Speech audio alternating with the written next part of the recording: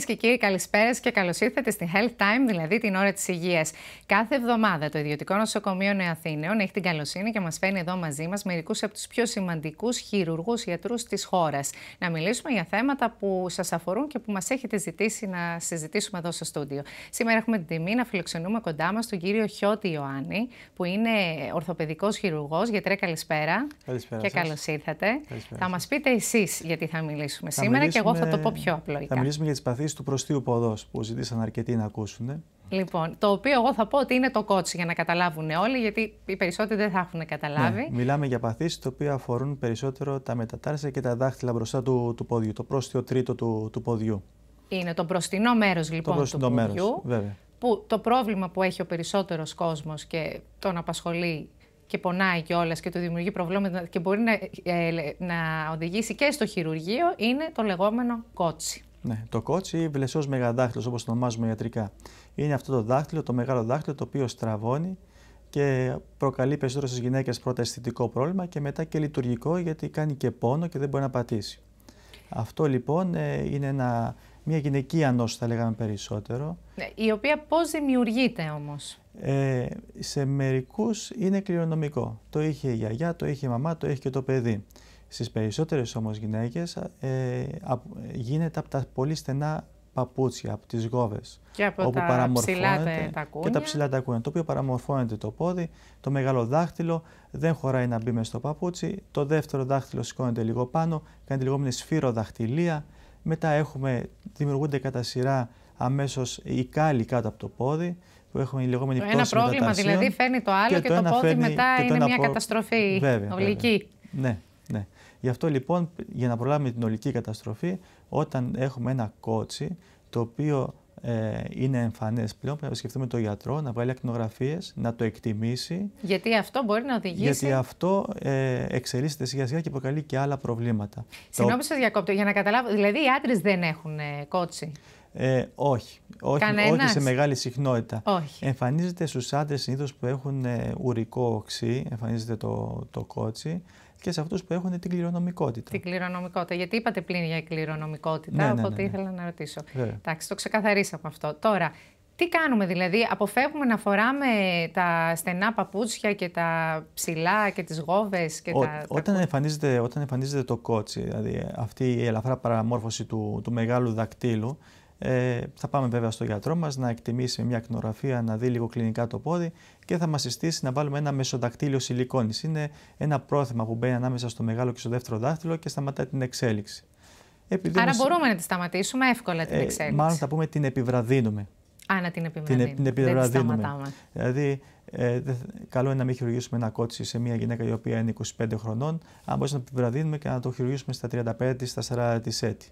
Και αυτό σημαίνει το επιβραδύνουμε, αλλά αυτό σημαίνει ότι αυτή η γυναίκα θα έχει πρόβλημα στο πώς να περπατήσει, το τι παπούτσια να βάλει. Βέβαια. Η γυναίκα το βασικό της πρόβλημα είναι το αισθητικό. Δηλαδή, τις περισσότερες φορές έρχεται η γυναίκα να χειρουργηθεί περισσότερο επιθόμενη για το αισθητικό αποτέλεσμα που θα έχει και λιγότερο το ότι στο μέλλον θα έχει άλλα προβλήματα τα οποία θα χρειαστούν περαιτέρω επεμβάσεις. Ναι. Να κάνω εγώ μια ερώτηση που μας αφορά λοιπόν εμάς. Εφόσον χειρουργηθεί η γυναίκα, μετά μπορεί να φοράει ό,τι παπούτσια θέλει ή μπορεί να της δημιουργηθεί κι άλλο κότσι ή τελείως το πρόβλημά της άμα χειρουργηθεί? Αν διορθώσουμε το κότσι και φτιάξουμε ένα δάχτυλο ωραίο ίσιο που μπορεί να φορέσει ένα ωραίο πέδιλο με πολύ ωραίο εμφανές αποτέλεσμα. Και τα κούνια. Και τα κούνια. Ναι.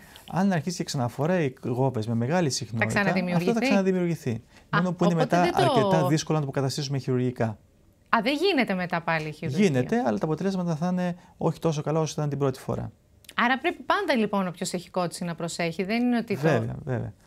Αποκαταστούμε ένα πόδι και πρώτα απ' όλα για το γιατρό πια είναι ένα πόδι λειτουργικό. Ένα πόδι το οποίο θα μπορεί να περπατήσει πολλά χιλιόμετρα, θα μπορέσει να φορέσει και ένα ψηλοτάκονο παπούτσι, αλλά δεν θα μπορέσει να φορέσει κάθε μέρα γόβες.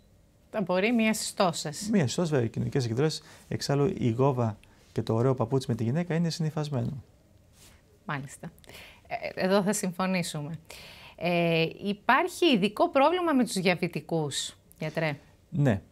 Προφανώς έχετε ακούσει πολλούς που έχουν πρόβλημα με τα πόδια, διαβητικά υποδήματα, που πρόσφατα ήταν και στην επικαιρότητα με ένα πρόβλημα που υπήρχε στο ΙΚΑ. Ο άνθρωπος ο οποίος έχει διαβήτη για χρόνια διαβήτη, αρκετές φορές παρουσιάζει κάποιες ανομαλίες κάτω στο πόδι του. Για παράδειγμα, έχει αγκιακή δυσλειτουργία και νευρολογική δυσλειτουργία.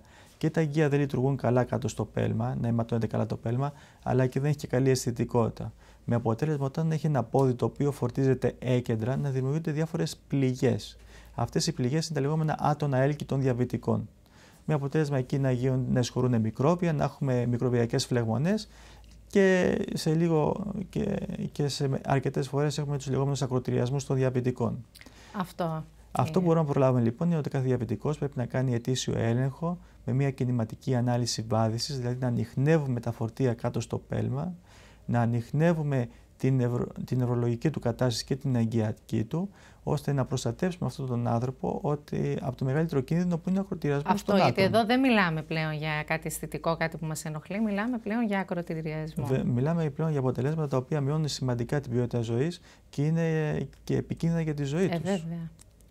Οπότε ιδιαίτερα προσεκτική λοιπόν. Ιδιαίτερα προσεκτική, πρέπει να κάνουν τον ετήσιο έλεγχο στον ορθοπαιδικό, ο οποίος θα έχει τη δυνατότητα να κάνει την κινηματική ανάλυση βάδισης στο γιατρείο του και να του χορηγήσει και μέσω συνεργατών ειδικά υποδήματα ή πέλματα που θα βάζει μέσα στα πόδια του, ώστε να κάνουν τα φορτία πιο καλά κατανομημένα. Βοηθούν αυτά τα ειδικά πέλματα? Βέβαια, βοηθούν πάρα πολύ και πολλοί κόσμος είτε έχει θεραπεύσει, διαβητικός έχει θεραπεύσει τα έλκη του με αυτά τα πέλματα ή έχει ζήσει αρκετά χρόνια χωρίς να έχει προβλήματα. Μάλιστα. Και μία ερώτηση τώρα που αφορά όλο τον κόσμο, ειδικά τις μέρες που ζούμε. Τα ασφαλιστικά ταμεία καλύπτουν κάποια χειρουργική επέμβαση που έχει να κάνει με το κότσι? Τα περισσότερα ασφαλιστικά ταμεία καλύπτουν αυτή την επέμβαση. Τα περισσότερα, όχι όλα. Γιατί επειδή είναι περισσότερο αισθητικό το κομμάτι? Όχι, δεν είναι αισθητικό. Είναι καθαρά λειτουργικό, εμβιομηχανικό η αποκατάσταση. Και τα περισσότερα, αν όχι όλα, καλύπτουν αυτή την επέμβαση. Μάλιστα. Που γίνεται. Πολύ σημαντικό αυτό, ειδικά τις μέρες που ζούμε, αυτές τις τραυματικές μέρες. Ναι, ευτυχώς. Γιατρέ, σε ευχαριστούμε πάρα πολύ που ήσασταν σήμερα μαζί μας. Ελπίζουμε να σας ξαναδούμε σύντομα. Εδώ θα ήθελα να σας ενημερώσω ότι οτιδήποτε θέματα υγείας έχετε, μπορείτε να επικοινωνείτε απευθείας με το Ιδιωτικό Νοσοκομείο Νεαθήνων. Τα στοιχεία επικοινωνίας τα βλέπετε στις οθόνες σας ή να το επισκεφτείτε και εσείς οι ίδιοι. Βρίσκεται στην καρδιά της Αθήνας, στα Στιδάματος 83, στο Παγκράτη, κοντά στο ξενοδοχείο Κάραβελ. Έχει συμβάσει με όλα τα ασφαλιστικά ταμεία. Και εκεί μπορείτε να απευθυνθείτε στους πλέον ειδικούς. Τώρα, εμείς θα δώσουμε πάλι ραντεβού την επόμενη εβδομάδα. Μέχρι τότε, καλό σας βράδυ. Γεια σας.